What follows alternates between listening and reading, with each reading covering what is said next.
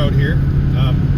It's a new year. We're gonna take the wife out to lunch because it's our anniversary, and then we're already after shenanigans.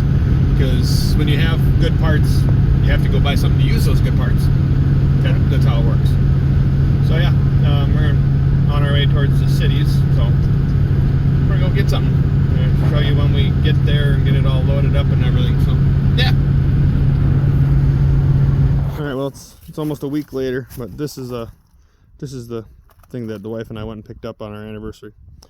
So yeah, it's a 07 Eddie Bauer Expedition that had a bunch of engine work done to it. The guy bought it, and then it was like a month later the thing crapped out on him. So, and it does look like it's got new heads. He still had new heads. The timing was done, and let's see, new heads, timing done. Oh, and new cats, all that stuff was done. And it ran a month and died and locked up. So he has tried with the bar and everything. So yeah, not too bad for an 07. Not completely rotted out in the rockers. There's a little bit of rust back here where they normally do, but that's still for an 07 is nowhere near bad because it's got, I think, just over 200,000 miles on it. So yeah,